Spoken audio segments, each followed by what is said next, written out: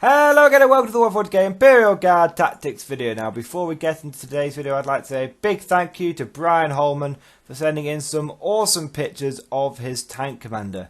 Loving the converted bow, the mixture of the Eradicator and main battle cannon.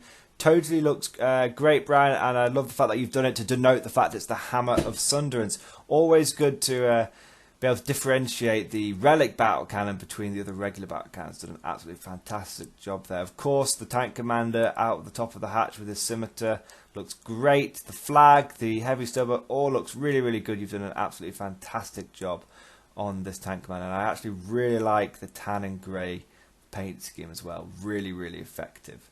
If anyone else has any cool pictures they want me to use in my videos, please post on my Facebook page. There will be a link down in the description below. So without further ado, let's get on to today's topic. And it's quite apt that we have a picture of a tank commander because we're going to be talking about tank commanders today. You see, whilst the regular Lehman Russ has come down in points cost, 107 points, the basic tank commander or the tank commanders of the Imperial Guard are still absolutely fantastic. The regular Lehman Russ has become an attractive option, don't get me wrong, but it's that all-important, that ever-coveted ballistic skill 3+ that makes tank commanders so damn good. And so we should always be looking at ways of spamming tank commanders, getting as many of them into your army as possible. Now some of you might be saying, well, it's obvious.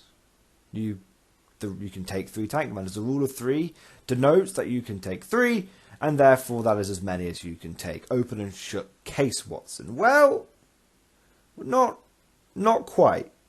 Okay, not quite. You see, what's important to consider about tank commanders is the fact that you can actually, through some shenanigans, get more than 3 of them, which is really, really important. And also what's something you want to consider is you want to be able to take multiple regiments and get the most leverage out of your tank commanders and what's the best weapons to give them. Okay, so we're going to be covering a lot in this video. So the first thing is, how do you get past the 3 tank commander limit? Well, there's a really obvious one. You take Pask. Knight Commander Pask is a separate data sheet, which means you can take him in addition to the 3 regular tank commanders. Okay, so straight off the bat there, that's 4. Now, Knight Commander Pask does actually come with some advantages over regular tank commander. He actually hits on a 2+, which is insane.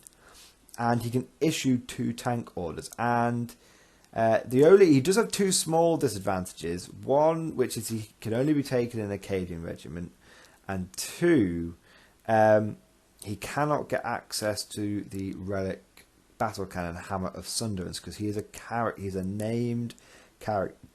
Named characters cannot be given additional relics. In theory, his relic is his battle tank, but yeah, it doesn't actually mean anything. One thing, yeah. So they're the main things just to be aware of. The main restrictions. He can only be taken by Acadians, and he can't get access to the relics. The thing with Pask to mention is that he is quite expensive now. He is 65 points more over a regular Lehman Russ as of chapter approved. So it goes 107 points for a regular Lehman Russ, 142 for a tank commander, and 172, I believe. It could be 177. It's the 170 mark. So it's between 65 and 70 points more expensive. So be aware that he is a pricey upgrade, but he does give you a lot of benefits.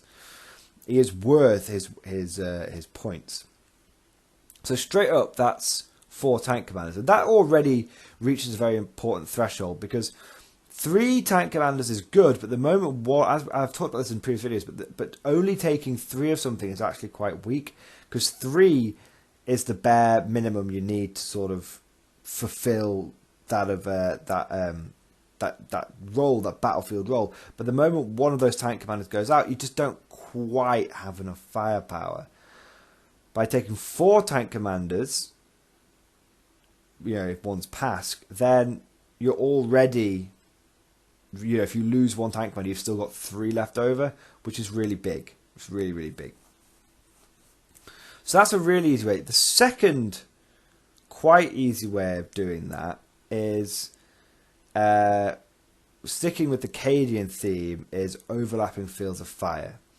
So what overlapping fields of fire allows you to do is, if you do a wound to an enemy unit, whether it be for a knight, for example, for 2 command points you can put a stratagem on that knight called overlapping fields of firepower, which means all subsequent units get +1 to hit against that unit, all subsequent friendly units. So, for example, if you were to take Pask and 3 other basic Leman Russes, then Pask could do a wound. He's more than likely going to do a wound to the knight, for example, or some of the key enemy unit, linchpin unit. And then suddenly your other 3 battle tanks, which were hitting on 4s, get +1 to hit. Suddenly that's like you've got 3 extra tank commanders on the field. That's really, really important. Now, the problem with overlapping fields of fire is that it relies upon the enemy taking what really to be really effective. It relies upon the enemy taking really big, nasty Death Star units. And if your opponent doesn't do that, if your opponent goes for sort of MSU, multiple small units, then overlapping fields of fire does lose some of its utility, because 2 command points to, let's say, you know, finish off a squad of intercessors isn't really a big, you know, you probably don't need to spend those 2 command points to do that. And the problem with Space Marines being so prominent and Space Marines going full MSU, overlapping fields of fire, once the premier stratagem has fallen a little bit out of favour. It's still fantastic, don't get me wrong, still absolutely vital against knights, don't get me wrong, but with Marines being so dominant, it is beginning to sort of come down a little bit, because it's not really worth putting it on a 5-man intercessor squad or a 3-man aggressor squad, for example. So just be aware of that. Still a good stratagem to have in your back pocket, and still a good way to suddenly boost yourself up by 3 more tank commanders. Another way of doing it, which I would say is a little cleverer, is going Vostroyan. See, the Vostroyan has a strategy. The Vostroyans have a stratagem called Firstborn Pride, and what that allows you to do is select 1 friendly Vostroyan unit for 1 command point. You give it +1 to hit. Now that is absolutely fantastic. Cannot be stressed how good that is. That is, you spend 1 CP a turn, you've got yourself an extra tank commander. Now, obviously, you can't give orders on that basic Leman Russ, because it's a basic Leman Russ which has been given +1 to hit. But what you could do, this is a strategy I like to do, is I like to take a Vostroyan tank commander and a regular Vostroyan Leman Russ. And what I do is I tell the Vostroyan tank commander, gunner's kill on sight, reroll 1s to hit. I then use inspired tactics and say to the basic Vostroyan Leman Russ, which I put next to it, you get gunner's kill on sight as well. That costs me 1 CP. And then for 1 CP, I go Firstborn Pride. And that means for 2 CP, I have got myself an extra tank commander a turn. Absolutely fantastic. If you're taking Commissar Yarrick or some other way of getting reroll 1s, you might not even need to take that spend that extra CP on Inspired Tactics. But I feel like with Triple Battalion, you know, it's better to spend the CP than start spending points on Yarrick to get reroll 1s. Now,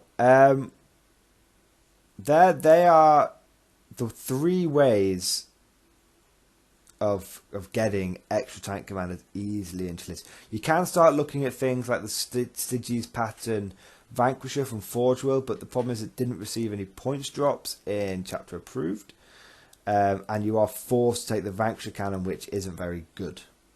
But I'm giving an honourable mention now. If you want to find out more information, I have a video on the the Stygies pattern Vanquisher and Rise pattern Vanquisher, and you can go, and there's plenty of information on those out on the internet. Essentially, if you get within half range of the Vanquisher cannon, you get +1 to hit. It's pretty good. Or if it stays still, you get +1 to hit, and if you are within half range, you get rerolls to hit. So it is good, but you are very limited on your weapon options, and it's only for the turret. So, with all that in mind, how would I get the most out of my Leman Russes? Okay, and how would I get the most tank commanders into my army? Well, I'd take 3 detachments, of course, and I'd actually take 3 different regiments. Okay, so I would take, of course, Pask. He's going to lead a Cadian regiment. No questions about that. And with him, I would take 2 to 3 regular Leman Russes. Okay, now the reason I say 2 to 3 is because Pask is going. If you take Pask, can give 2 orders, so he can tell 2 Cadian units, pound them into dust. And he himself doesn't. He himself, you could just use a CP reroll. Pound into dust is a unique Cadian order, so you reroll the number of shots from your weapons. Now you could take 3. You could take 3. Because that way you could then take a spearhead detachment, and all those Leman Russes would get offset, because Pass would be your HQ, and your 3 Leman Russes would be your 3 heavy support choices. That is one way of doing it, but I don't like doing that because it kind of restricts you. So I would take Pask as part of a battalion with a basic company commander in there, and then take a squadron of 3 Leman Russes. And I'll tell you why you want to take a squadron in a moment. The second attachment I'd take is Talan. And in Talan, I would take 2 tank commanders in there, and I would equip those 2 tank commanders with battle cannons. Okay? Now, the reason you want to be equipping them with battle cannons is you're going to be wanting those guys to do the Talan move, shoot, move trick, which is where you move them out of cover, shoot, and then use the order like the wind to then come back into cover. So you've essentially got old style Tau jump, shoot, jump, but it's battle tank, so it's really powerful. Makes your Talan units much more survivable. On your Cadian units, you can pretty much use whichever weapons you want. Although again, battle cannons are a solid choice. They are a solid choice. A honourable mention though is I would think about plasma cannons, executioners, because they're cheap. They're only 15 points for an executioner plasma cannon now, and because you'll be using things like overlapping fields of fire to try and give those Leman Russes +1 to hit, you can safely then overcharge your executioner plasma cannons without the fear of hurting yourself. So I'd take all plasma cannons on the Cadian stuff, because you get reroll 1s +1 to hit. Well, Pask you probably give an all battle cannon, and then plasma cannons on all your basic Leman Russes. That would be the way I'd do it, because then I'd have Pask chip the wound off, and then your other tanks all get +1 to hit, overcharged safely. So you've got Talan. I'd go for the relic battle cannon there, and a regular battle cannon, and maybe a couple of las cannons. You want to be having long range firefights, those Talan ones. The medium range tanks you want to go for with your Cadians. And then your last group is your Destroyan, and again, I'd take another battalion there. And you're going to want to take a regular tank commander, and then thank God you didn't take 3 separate Leman Russes in your Cadian one, because you're going to need an extra Leman Russ here on its own. So you have a squadron of Cadians, and you have a one on its own Leman Russ with your Destroyan. And I would be tempted to give both of these tanks Demolisher cannons, because Demolisher cannons are the new hotness.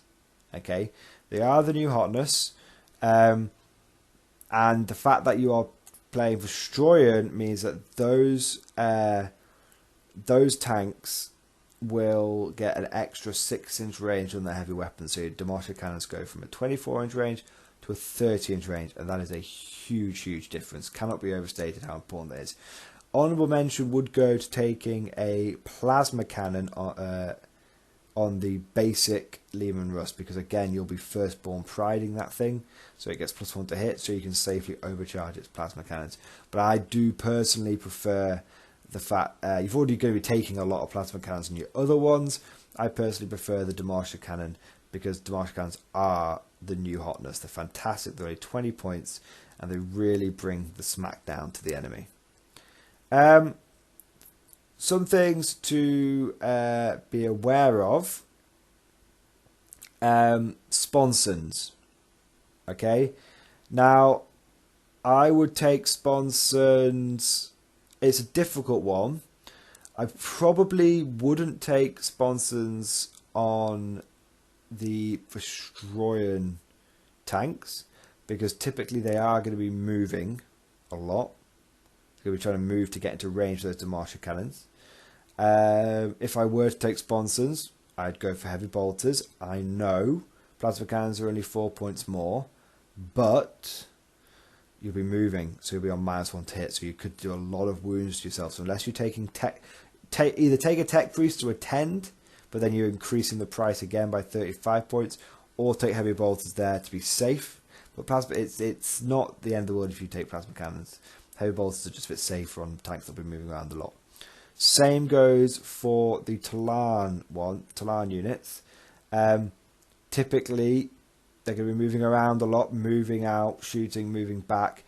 But Talon can move and ignore the penalties to moving heavy weapons. But your Talon units are typically going to be staying back, moving behind some cover, so they may not be in range. But if you're short on points, I would consider dropping them on your Talon units. On your Cadian units, I think you could be pretty safe with taking sponsons there and plasma sponsons because again, you're going to be aiming for that +1 to hit with overlapping fields of fire. So the end result, guys, is you've got potentially four Cadian tank commanders, 2 Talon, 2 Strong. That's 8 Lehman Russes. You deck all those out with upgrades, and you're probably going to be looking at about 1,400 points. Okay, 1,400, 1,500 points. What I would do then is for each tank that you've got in your force, I would take, you take 3 battalions, so you're going to need at least 9 infantry squads. I wouldn't bother giving your infantry squads any kind of upgrades. Their job is just to screen. I would then also, just to finish this sort of theoretical tank commander heavy army off, I would then take some regular company commanders, fill out your detachments, and allow you to give orders to your screening infantry, because your tanks are great, but the problem is, guys, that if they get touched by a little bit of dust by a little enemy unit, they're out of action. So you need to have that screen. You can't. It's almost impossible for you to over-invest in screening units, guys. Honestly, if you were to take 8 tank commanders and then just go as many infantry squads as you could get your hands on, that would be a viable choice. That would be viable. Bare bones, if you can get 120 infantry and 3 tank and 3 company commands in there, that would be good. But that's the way I do it. Absolutely cram every last bit of screening you can into your list after you've got those 8 Lehman Russes. So there you go, guys. Lots of ways to get additional tank commanders into your army. Hope you guys have found this video useful. If there's anything that I've missed, if anyone's got any cool, cheeky ideas, whether that's Forge World or something else, about how to get more pseudo tank commanders into your army, please put them down in the comments section below. Thank you for listening, and of course, I'll see you guys next time.